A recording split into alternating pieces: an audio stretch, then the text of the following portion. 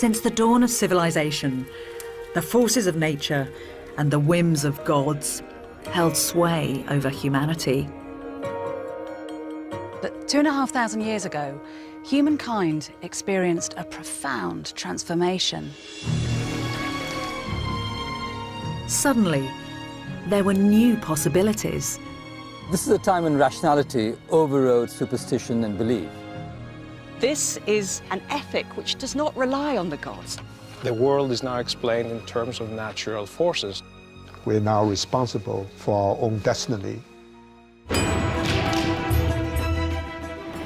Upheavals across the globe sparked an ambitious vision of what humans could achieve, spearheaded by three trailblazers. Socrates, Confucius, and the Buddha, great thinkers from the ancient world whose ideas still shape our own lives. Is wealth a good thing? How do you create a just society? How do I live a good life? By daring to think the unthinkable, they laid the foundations of our modern world. I've always been intrigued by the fact that these men, who lived many thousands of miles apart, seemed spontaneously and within 100 years of one another to come up with such radical ideas. So what was going on? I want to investigate their revolutionary ideas, to understand what set them in motion. This time, Socrates.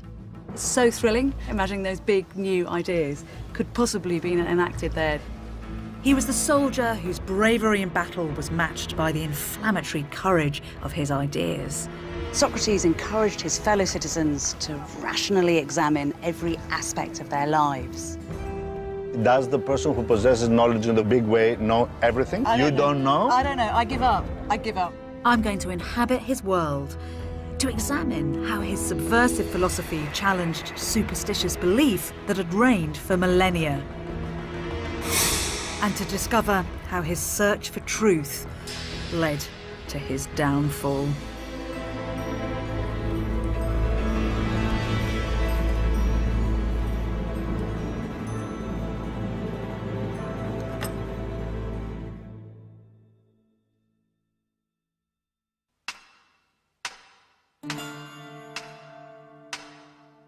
In 469 BC, Socrates was born, the son of a midwife and a stonemason, into a city in the midst of a tumultuous transformation. He grew up in the suburbs of Athens, at eye level with the sacred Acropolis rock.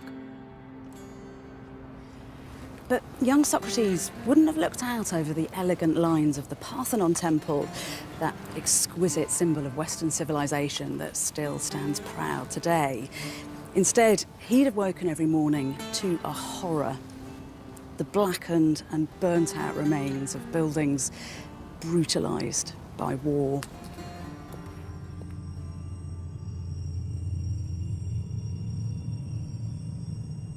His city bore the scars of a ferocious conflict with the region's superpower, Persia. But against the odds, Athens had triumphed just 10 years before Socrates was born. Now it revelled in what some call the Greek miracle, a golden age. Burgeoning trade flooded the region with new wealth and, crucially, with new ideas. But the key ideology that would shape young Socrates' life belonged to Athens alone. Because here, around 508 BC, democracy, the power of the people, was born. Virtually overnight, all adult male citizens found they didn't just serve the state, they were the state. You cannot overemphasize how electrically exciting this must have been. Ordinary men were selected randomly at lot to hold the very highest of offices, the equivalent of being head of the Foreign Office or Home Secretary for one day.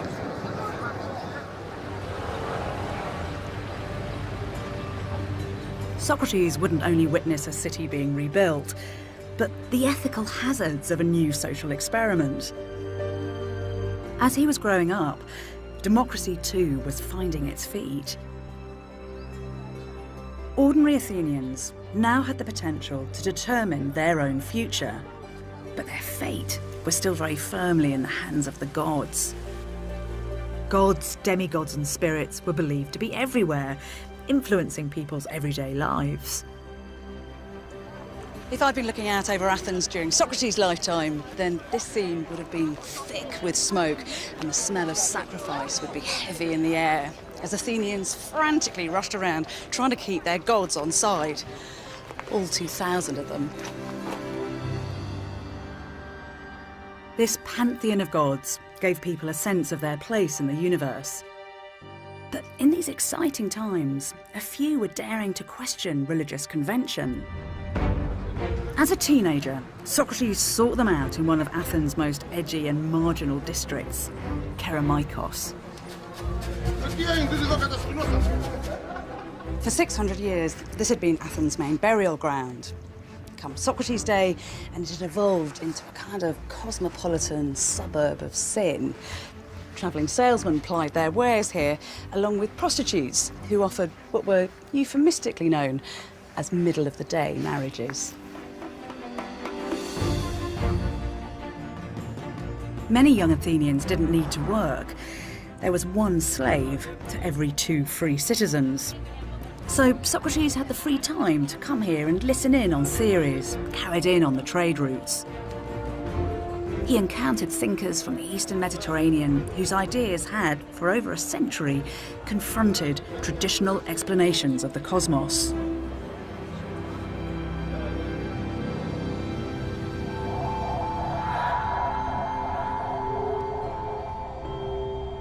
What people saw as mysterious and unfathomable, they viewed as rationally ordered and, to some degree, rationally explicable. We refer to them now as one group, the pre-Socratics, but in reality, they were brilliant, independent thinkers. They asked hugely ambitious scientific questions. What is the cosmos made of? What is matter, and how do we perceive it? Their answers, in some cases, undermined the role of the gods as rulers of the cosmos. Their abstract theories, obviously conceived without the help of scientific instruments, that the universe was made of atoms and empty space, that water was the fundamental element of the world, and that the sun was one giant red-hot rock, were wildly provocative. The scale and audacity of their thinking was breathtaking.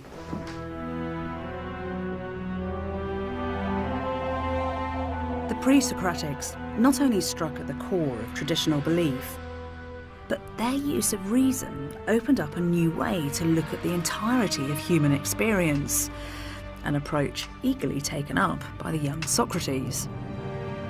Suddenly, it's not just tradition or myth or religious hierarchies that are telling you how to make sense of your world, but rational debate, systematic thought. Just like those other groundbreaking philosophers of the age, Confucius in China and the Buddha in what's now India, Socrates and his contemporaries are daring to harness the power of the mind to explain the world around them. This is a quantum shift. Confident, brave new world Athens didn't seek to suppress this new spirit of inquiry. The city became a magnet for innovation, thanks in large part to the man who would dominate Athenian politics for almost half of Socrates' life, the visionary politician Pericles. He gathered thinkers and artists to advise him and set about making democracy the dominant ideology in the Greek world. He glorified the streets with sumptuous statues and fetishised democratic principles. Athens built warships called freedom and freedom of speech. Yet Socrates would understand all this success had its flip side. Democracy's high ideals would need to be interrogated. A later source tells us that Socrates declared beautiful statues, high city walls and warships are all very well, but what's the point if those within them aren't happy? So we have to imagine a young Socrates walking around this fabulous, febrile city, beginning to ask those big questions that are still utterly relevant today. Is wealth a good thing? Can a democracy itself create a just society? What is it that makes us truly happy?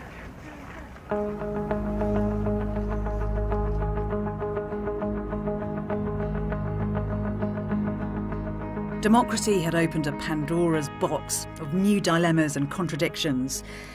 As he reached adulthood, Socrates would become the one to point them out, a constant irritant, known as the gadfly of Athens, an infamous celebrity of his day. But Socrates is also an enigma, because as far as we know, he didn't write anything down, not a single line. He thought that writing was dangerous because it imprisoned knowledge. It's only thanks to contemporaries such as Plato, who may have coined the term philosopher, perhaps with Socrates in mind, that his thoughts and life story have been preserved. And what a man he seems to have been. Ironic, courageous, brilliant, wildly charismatic, and utterly infuriating. Plato's compelling accounts of his life, his ideas, and his dramatic death are a jewel in the canon of Western thought.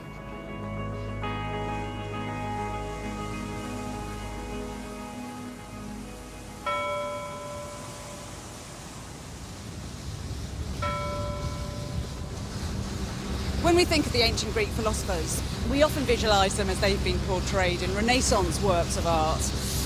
Lofty grey beards draped in elegant robes hanging around classical columns. We don't perhaps imagine them involved in the dirty and bloody business of war.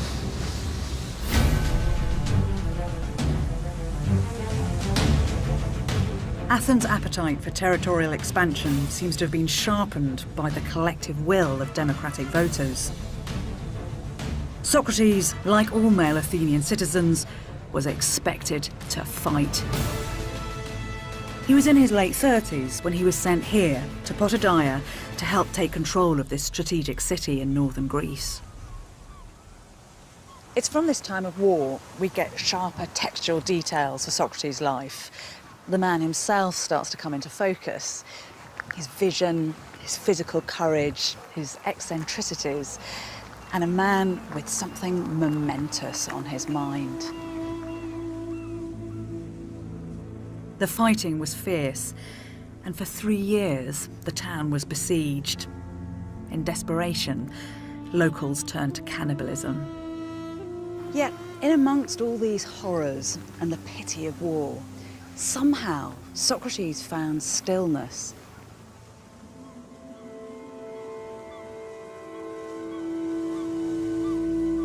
We're told he became absorbed by complex, private thoughts.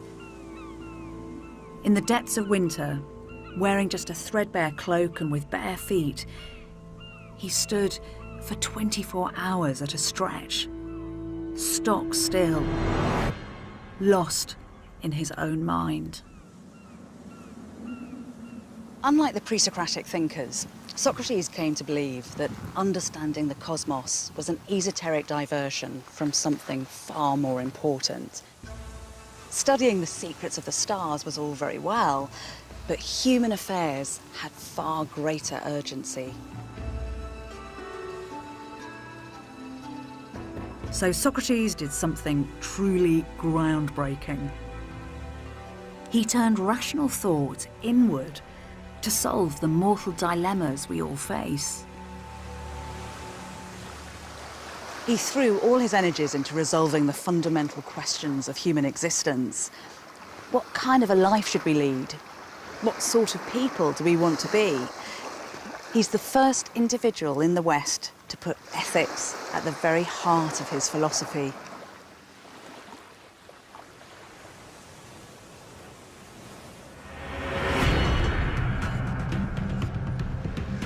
Socrates' starting point was simple. Everyone yearns for a full and flourishing life, but it wasn't to be found in the transitory pleasures and distractions of the material world. Socrates believed we can only realise our human potential when we nurture the most precious, the most permanent part of our beings, our souls. When we do right, we protect our soul. When we do wrong, we harm it.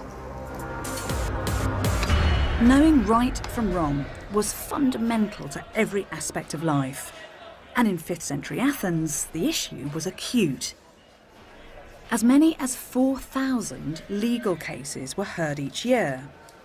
Democracy had revolutionised the law courts.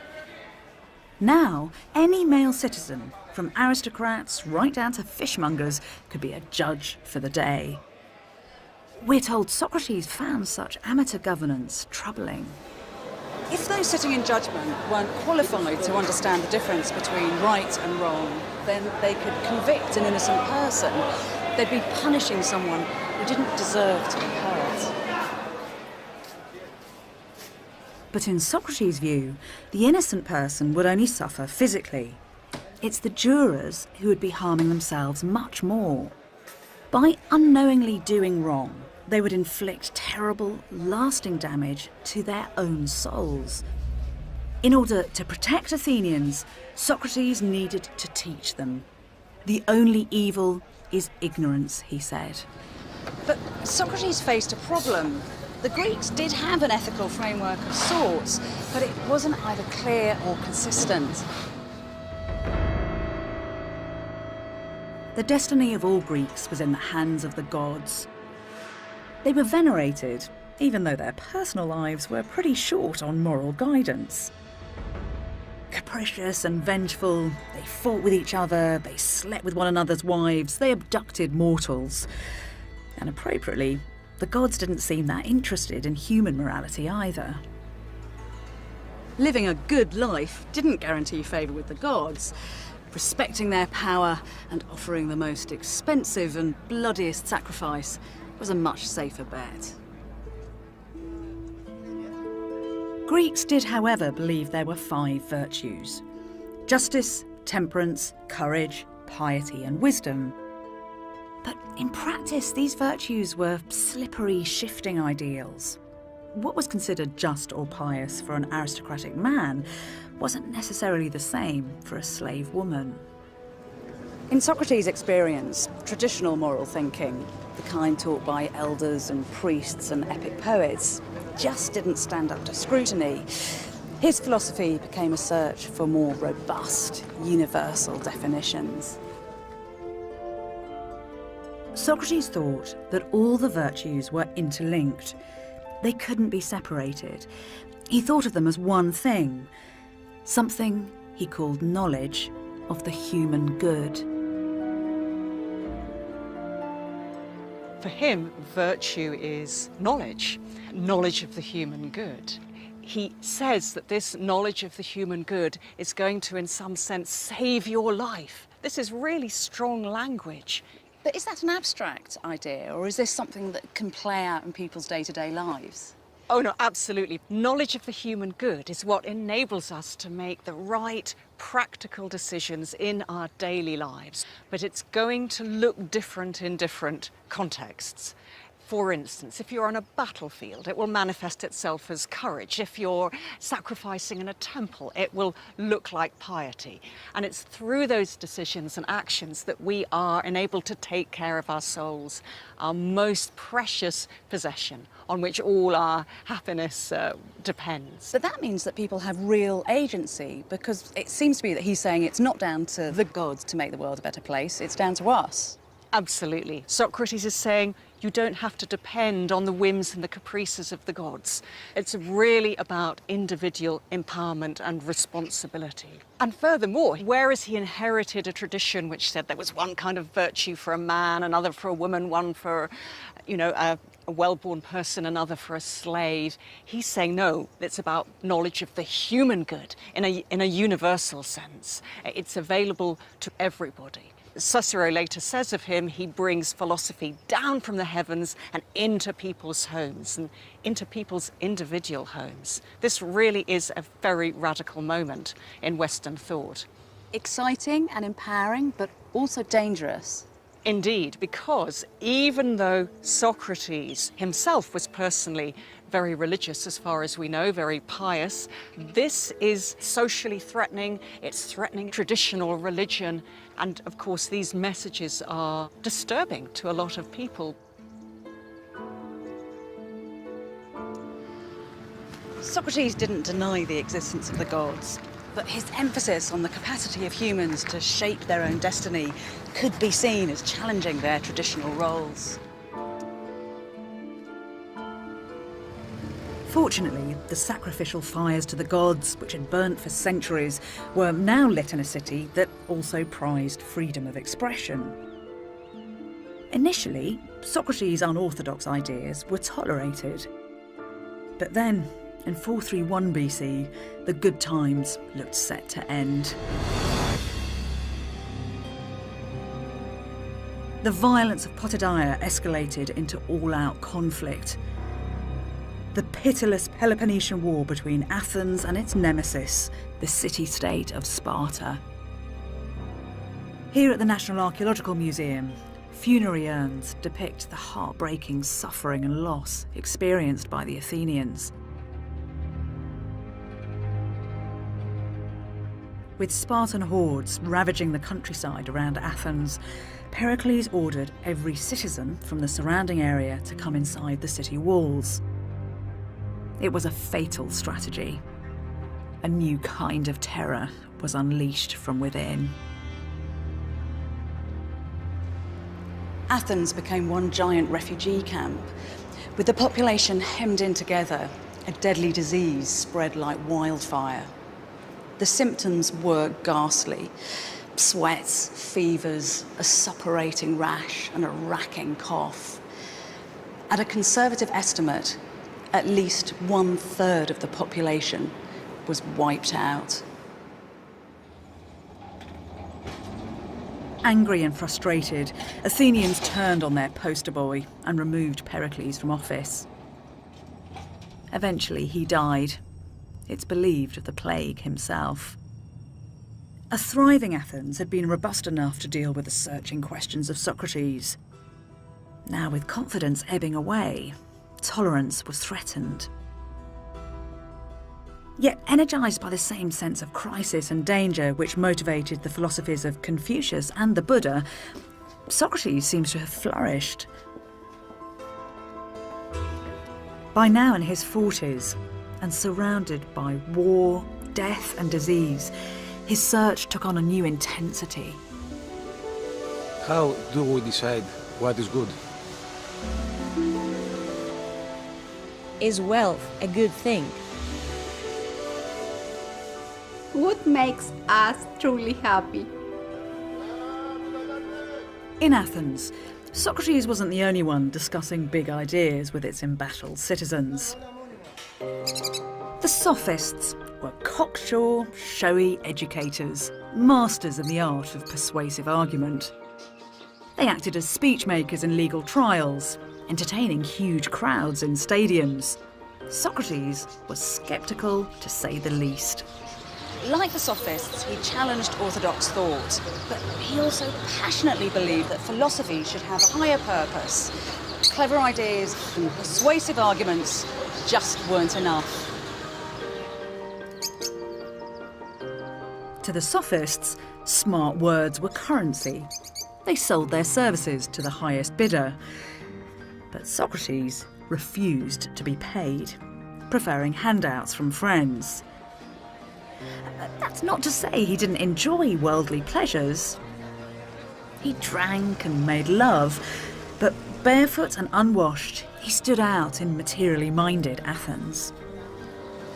We're told that he marked past shop stalls in his shabby robes, saying, "How many things I don't need." He saw wealth as impermanent, a distraction from the search for absolute values. Socrates believed you couldn't buy knowledge, and wisdom didn't come from listening to long speeches. It could only come through something else. Dialogue. So, Bethany, I understand you're here to do a documentary about Socrates. Yes. Why are you making this documentary? His Socratic method worked something like this. Socrates would engage someone in the street. I can learn something more about Socrates and I can share that knowledge with the people who are watching it. These are big words, knowledge and truth. Should we take one of them? What would it mean? He'd ask them an ethical question. So what is this thing, knowledge, that you want to impart? In my book, knowledge is love of what it is to be human. The person would attempt to define the concept, but Socrates would find inconsistencies in their answers. Knowledge is love. Yeah. Okay, so if you wanted to have an operation for an appendicitis, would you go to a woman who was full of love but knew nothing about surgery? No. Okay, so I would say that the definition of knowledge as love is not good enough. They would be forced to withdraw their definition and to reformulate and refine their ideas. So let's try it again. Is there one kind of knowledge or many kinds of knowledge? Knowledge is one... Take your time. I yeah. don't know the answers to this. Maybe knowledge is one thing, but knowing is many things. A professor. This process would spiral into a dizzying round of question and answer. To know how the stars move and to know how the liver operates is the same thing. No, they're not the same thing. Does the person who possesses knowledge in the big way know everything? Between those two, who is probably the best scone maker? The one who... I don't know. I don't know. Come on. I give up. I give up. Socrates likens his role to that of a midwife who helps to nurture and deliver the thoughts of others. But it was never an easy birth. I have to say, the one thing you've proved to me is that I know nothing. No, that's me. I am the expert at making other people know things, but I'm no good. I know nothing, and that is the only knowledge I claim for myself. That Socratic method is fascinating and stimulating, but it is also infuriating. Yes, because it's in an oral context, the way we do it, and Socrates famously believed in the supremacy of the oral over the written, and that also stirs up the emotions. Yeah. First of all, in his pretense of being the fool, the ignorant Of man. knowing nothing, yeah. Yes, and because that is his tool, that he turns, in fact, against his friends or opponents, as you may take it, and makes them admit to things that they don't want to admit to by playing essentially the fool, saying, I know nothing, I know nothing. I can only ask you to tell me because I know nothing. So he laid an emphasis on definitions, then on what he called diaresis, division, of breaking down a problem into little parts, analyzing it, and then attacking each one separately, and then trying inductively to group them back together into a more general concept. So Socrates uses that to make people become aware that things they consider simple and elementary and basic, and that they know, they in fact don't know. And what about the modern world? Do you think we could have the modern world without Socratic debate, without questioning what it is to be human and what it is to be human in the world around us? Well, I think that the best way to accept, to find Socrates' place in it, is to see that the opposite of the Socratic method essentially is fanaticism and dogmatism. And in that sense, the modern world very much needs an antidote to those things at every level.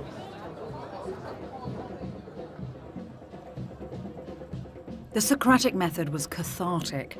It got difficult issues out into the open and defined concepts with much greater precision. Socrates' tough questioning with his trademark irony was conducted in public, causing a stir wherever he went.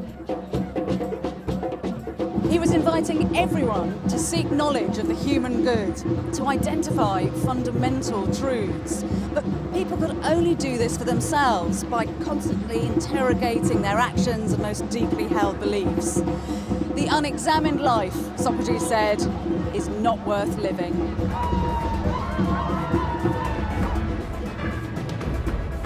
But there was a problem. Socrates' teaching found particular favour with the young. With no end in sight to war with Sparta, These human resources were vital to Athens' future. Laws attempted to protect the youth from malign influence. Encouraging them to think for themselves was fraught with danger. Yet Socrates sought them out, close to the most public place in the city, the Agora. Across the ancient world, commerce was increasingly a driver for change, and that was felt particularly keenly here in Athens. The Agora was a buzzing market, a place where people came to exchange goods and gossip. Socrates loved sharing his ideas here. It's from agora we get the word agoraphobia, a fear of open spaces. There was anxiety back then too, as under-18s were barred. Now archaeology helps point to how Socrates met young Athenians just outside the agora's boundary in a private dwelling. So we're right on the edge of the agora space, and we're in between the public space and the private space behind us here. And this wall behind us right here is one of those private establishments. And we have a later source that mentions Socrates visiting the house of a friend of his, and we have this figure, Simon the cobbler, and he's hosting young men. So we have the literary source, but what's nice is that during the excavations right here, they found hobnails, they found bone eyelets, and then they also found a cup. And this is the amazing bit of evidence, really, because this cup has the name Simon scratched on it. And this is a replica right here of the cup, and you can see that it does have Simonos scratched on it. It's so thrilling being here, imagining those big new ideas could possibly have been enacted there 2,500 years ago.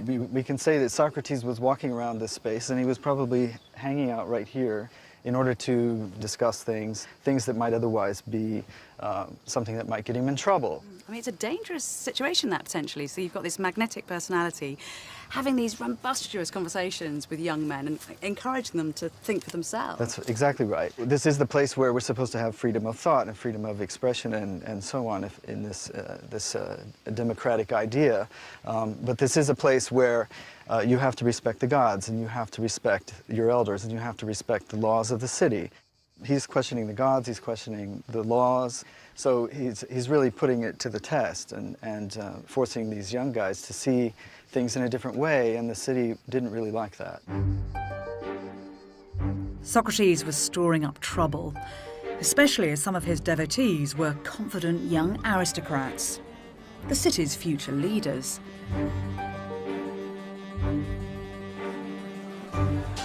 Most notable was Alcibiades. Well-born, wealthy, and an Olympic champion, this sexually promiscuous hellraiser entranced and scandalised Athens for decades. Yet this playboy was friends with Socrates, who was 20 years his senior. Socrates had actually saved Alcibiades' life during the Battle of Potidaea. Plato's Symposium describes an infamous exchange that took place between them during a heady, aristocratic drinking party. A drunken Alcibiades, we're told, crashes the discussion, which turns to the question of beauty. In Greek culture, Alcibiades' body beautiful would typically have been regarded as a sign of his moral beauty too. But it appears Alcibiades bought into Socrates' alternative concept of real beauty.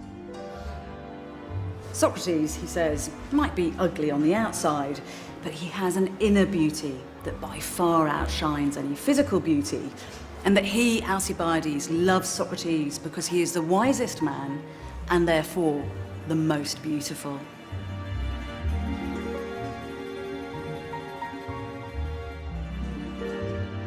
However, when it came to achieving inner beauty for himself, Alcibiades was woefully out of step.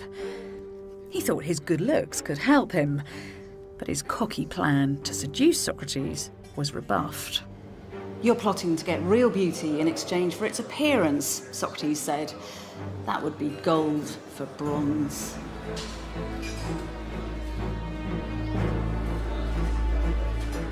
For Socrates, the talents of young aristocrats were worthless without the wisdom to use them properly. By debating with them, he was pushing the patience of Athens. Yet Socrates didn't compromise his principles, as demonstrated in the story of the Oracle of Delphi.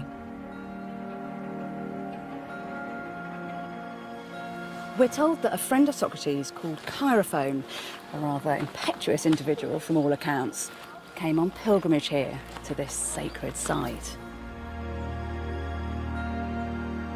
Delphi had been a place of religious devotion for 2,000 years. Chaerephon, in time-honoured fashion, climbed the sacred way to ask a question of the god Apollo, who spoke through a priestess.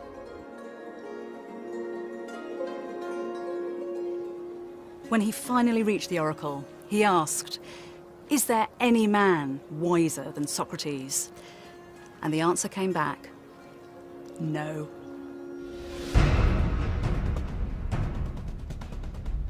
Chaerephon took the message to Socrates, who in typical manner questioned the oracle's words. Even the words of Apollo, a god, for heaven's sake, was subject to Socrates' scrutiny. He set about cross-examining people who had a reputation for wisdom or a particular kind of specialist knowledge.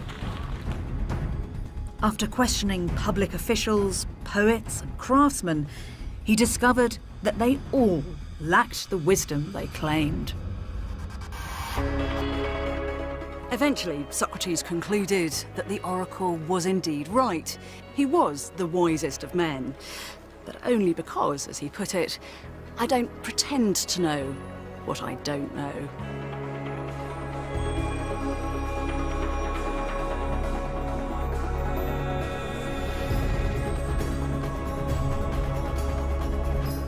Socrates was wiser because he acknowledged the limits of his own understanding. By publicly exposing the false pretensions and ignorance of those who did claim to know the truth, he was bound to make enemies. But there was something else about Socrates that was even more unsettling. He claimed to have his own daimonion, or guiding spirit, a kind of hotline of communication to the supernatural world.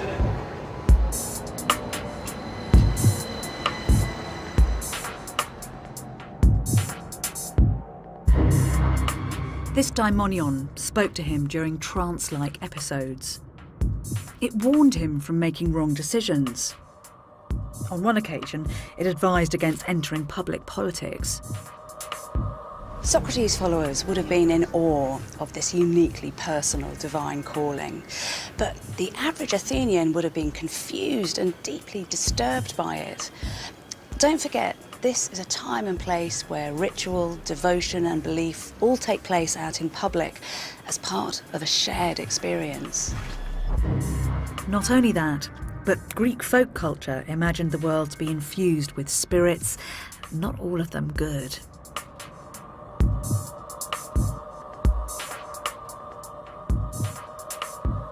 Socrates' unorthodox private spirituality could easily be confused with a darker, more troubling kind of magic. Some muttered that he was a sorcerer. In this super-religious culture, the philosopher was laying himself open to scandal. False rumours and innuendo would culminate on a very public stage, fostering the kind of misinformation that would ultimately spell disaster for Socrates.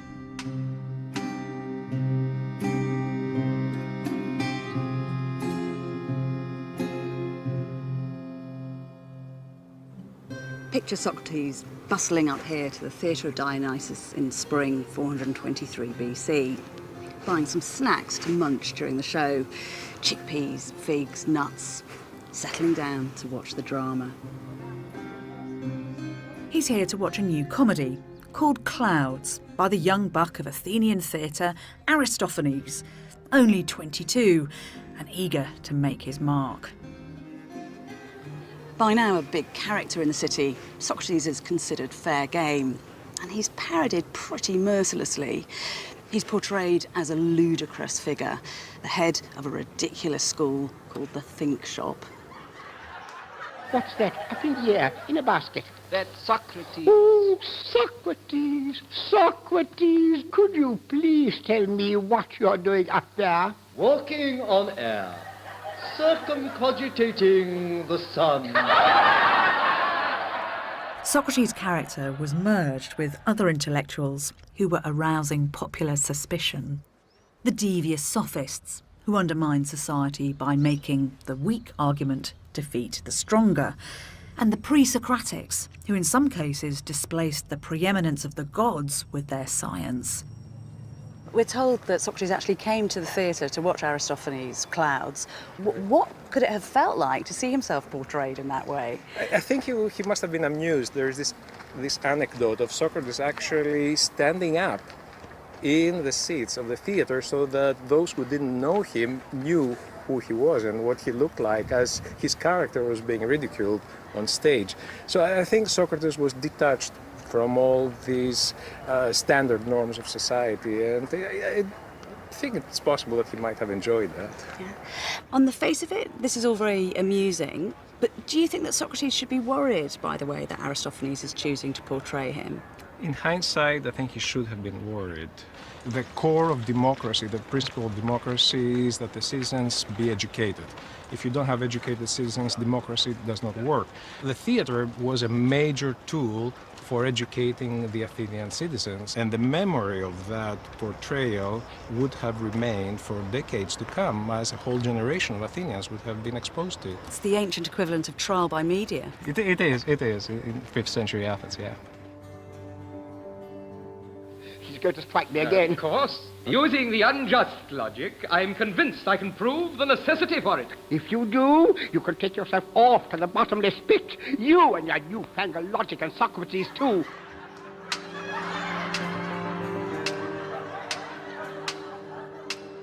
But the cracks appearing in Socrates' reputation were nothing compared to what was happening to Athens itself.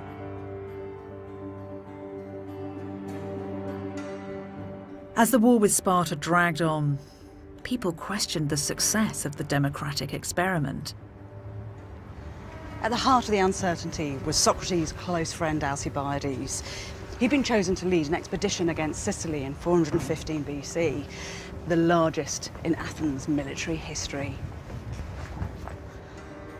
But one night before they set sail, someone stalked through Athens' streets, mutilating statues of the protector god Hermes. The rumour spread that Alcibiades and his aristocratic friends were the vandals, part of a plot to bring down democracy. Back in Athens, rumour escalated to outrage, and Alcibiades was ordered home to face trial on charges of sacrilege. But then, en route, he vanished, and where he reappeared shocked everyone. He turned up a traitor in the bosom of Athens' greatest enemy, Sparta.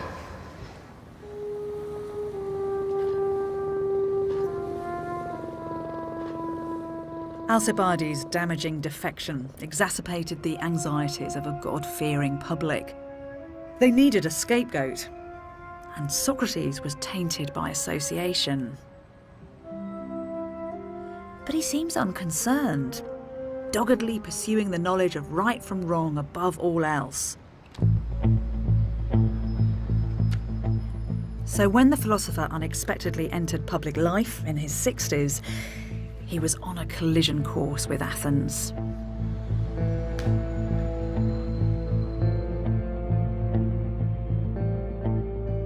He became presiding officer in an emotionally charged case whose drama was played out here on the hill of the Pnyx. 6 disgraced Athenian generals were accused of failing to collect the bodies of dead soldiers lost at sea.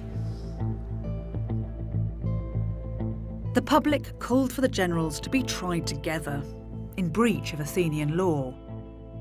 But Socrates refused to be swept along by the vengeful mood of the crowd.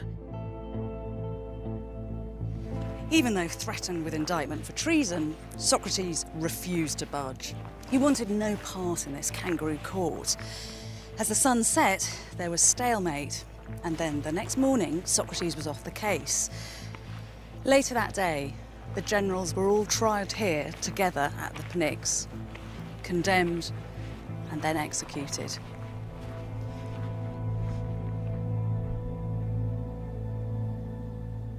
To me, this case embodies one of the most important ideas that Socrates has been developing all his adult life, which is that one should never take revenge. And in this, he's completely turning on its head one of the foundational tenets of traditional Greek morality, which said that you should help your friends and harm your enemies. And Socrates says no, because all you can do to another person is you can take away their possessions, you can damage their body, you can kill them, but you can't harm their soul. But by doing wrong to somebody else, you are damaging your own soul and thereby taking away your chance of a virtuous and hence also a happy and flourishing life. This was a city-state that believed in justice, that wanted to see justice enacted. So in Socrates' book, what form should punishment take? It's a good point. He does believe that sometimes punishment is appropriate, but you punish somebody solely in terms of trying to cure their soul, of the damage that they have brought upon themselves by doing wrong.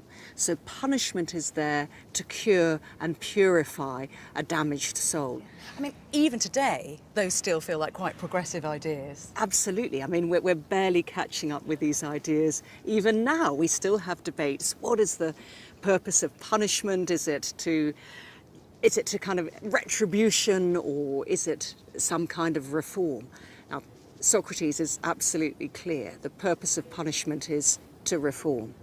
They are fascinating ideas, but they must have been very, very troubling to the Athenians, because it must have felt as if he was kind of unpicking the foundations that kept communities together. Yeah, it would have looked weak to them. It would have looked like, oh no, you're not a real man. You're not standing up for yourself. What are you doing? In a way, he's almost anticipating the teaching of the Sermon on the Mount, you know, turn the other cheek in a sense. But he's 500 years before all that. Oh, yes. How does he dare to march so out of step from the rest of society?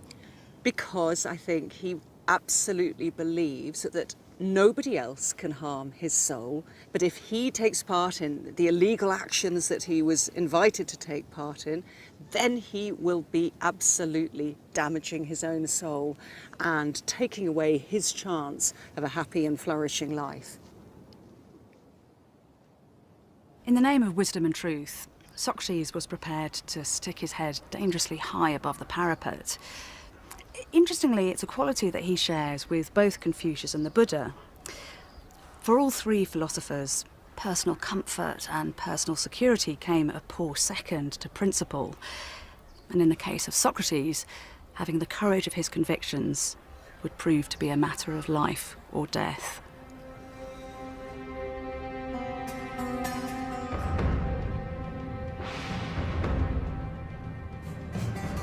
As Athens' enemies closed in, society turned in on itself. Freedom was a luxury it could no longer afford.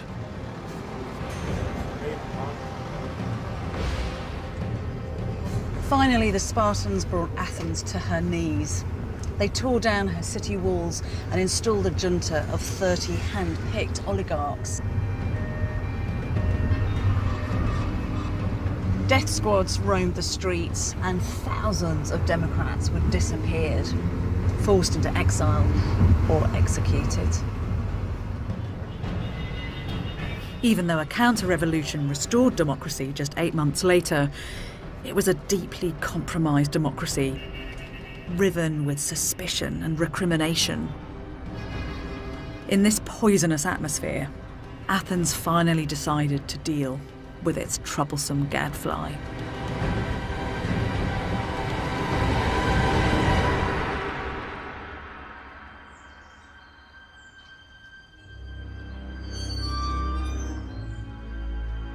In 399 BC, at the age of 70, Socrates was back in court.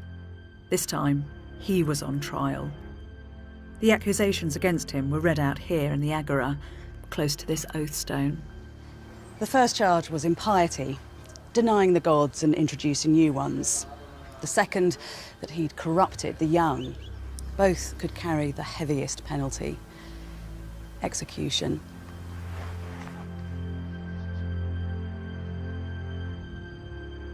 The trial took place in a religious court. Using the latest technology, a water clock measured the 3 hours allowed to the prosecution's case. Were his accusers politically motivated? Was he being scapegoated for his association with prominent anti-democrats like Alcibiades? Perhaps. But then he'd set about to open the minds of the young, and with his goading questions to challenge the status quo. Eventually, the water clock was refilled for the philosopher to defend himself. Plato recounts how Socrates feels he's fighting a lost cause, thanks to Aristophanes' searing, damaging caricature of him. How mad I was, how mad to swap the gods for Socrates. It's not my crimes that will convict me, he said, but rumour and gossip. I can't possibly defend myself. It's like boxing with shadows. You will persuade yourselves that I'm guilty. Yet, in typical style, Socrates uses his defence to sting his fellow Athenians from their moral slumber. It is a brilliant, audacious speech, but it's also provocative and arrogant, and the jurors don't like it one bit. The city that once fetishised freedom and freedom of speech could not tolerate freedom to offend.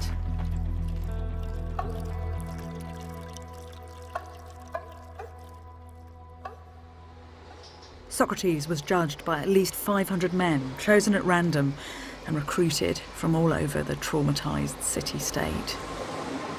The jurors would have used these ballots in a secret vote.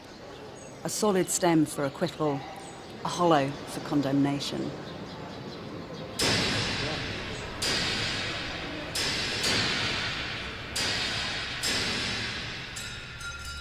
Found guilty, a second vote is held to determine his punishment. Socrates has the chance to avoid execution by proposing a lesser alternative, typically a fine or exile. Instead, by speaking freely, democratically, he seems to invite martyrdom. He declares that he's lived his life for the benefit of the city. He deserves reward, not retribution. He suggests dinner in perpetuity at the citizens' expense. Socrates' irony loses him more support in the second vote. It seems he takes the news philosophically. The jury couldn't harm his soul, but they had harmed their own. Now I go to die and you to live. God only knows which is the better journey.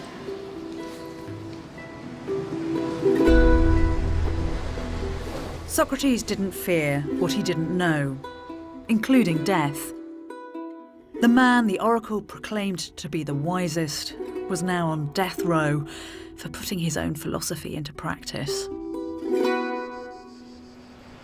One of the things I find so compelling about Socrates is that even though he lived 25 centuries ago, in many ways he saw us coming. He denounces an obsession with looks, with material goods, with spin and with fame. He wasn't just exploring the meaning of life, but the meaning of our own lives. Just listen to this. Oh, my friend, why do you, who are a citizen of the great and wise city of Athens, care so much about laying up wealth and honour and reputation, and so little about wisdom and truth and the improvement of the soul? Are you not ashamed?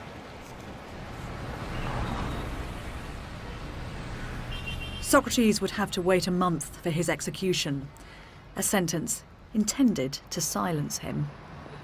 But Socrates' death at the hands of the people provided the perfect ingredients for his resurrection as an ideological martyr, a kind of blueprint philosopher.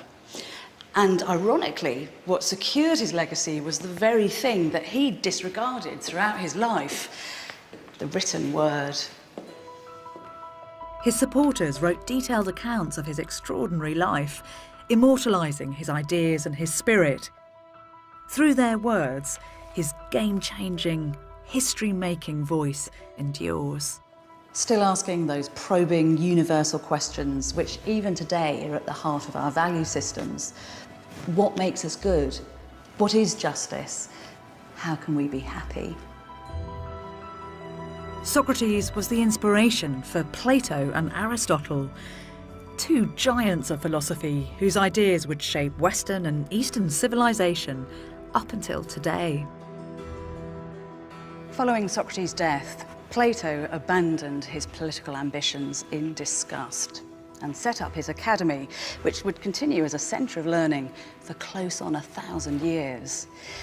This building is Athens' modern academy, and it's just a couple of miles from the original, and it's part of a network of academic institutions right across the globe, inspired by that Athenian example.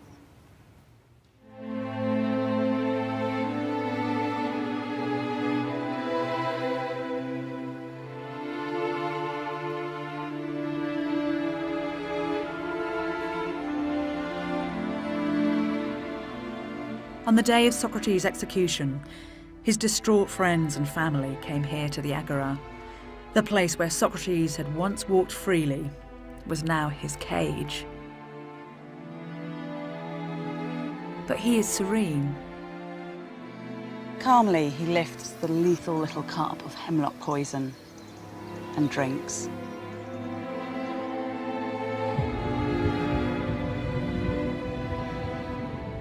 We're told that Socrates' last words, as the lethal hemlock took effect, were, "Crito, we owe a cop to Asclepius." With this cryptic message, even on the brink of death, he kept his followers and future scholars guessing. Was he proving himself pious by invoking one of the city's deities? Or was he ironically giving thanks to the god of healing for relieving him of the sickness of existence? Socrates might have been infuriating, but his tenacious questioning of what it means to be human still has absolute resonance. By stating that the ultimate evil is ignorance and that a good life is within our reach, he challenges us all never to be thoughtless. The unexamined life is not worth living. With his head covered, no one saw the final moment when Socrates' precious soul slipped from that ugly, satirical, unforgettable face.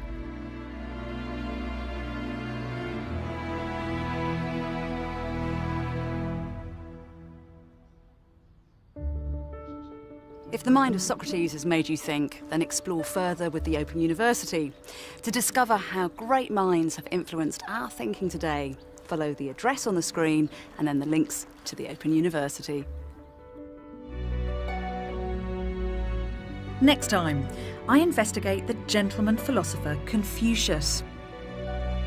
His attempts to influence the rulers of his day ended in failure.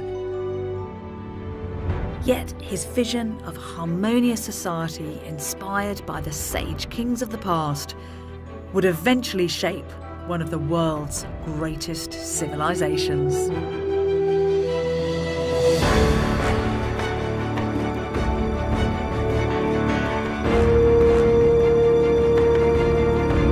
And the final part of Genius of the Ancient World is here on BBC4 at the same time next week.